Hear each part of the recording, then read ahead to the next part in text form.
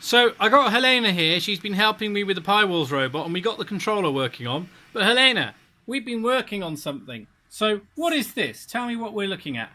So this is a part of our piwars robot where the camera is. That little box in the middle where there is camera's going to be there, and that's where the camera's going to film. Those 4 holes are going to be where screws are going to be put in. And then that little hole at the bottom, wait, let's turn It's that. not touch screen. Don't worry about that. Okay. And that little hole at the bottom is where the cable's going to stick out. And just before we carry on, this is just finishing up on the 3D printer because we sliced it. Well, there's a bit of a gap in the top. That's frustrating. So, okay, could have done with some thicker shells, but this will still work. So, Helena started off, we did some sketches in her sketch pad with dimensions.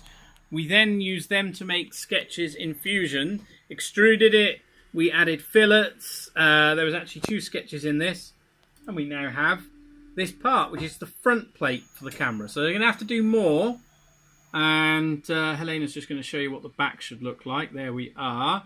So we're going to lay it face down. I'm not sure how the fillets are going to come out laid face down, but that's where the cable's going to come out. That's where the cable from the other centre's going to be. That's these 4 holes are going to be where the screws are going to be put. And this little box, camera.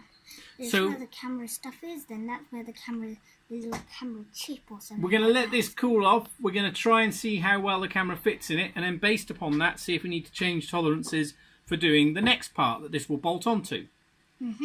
Bye!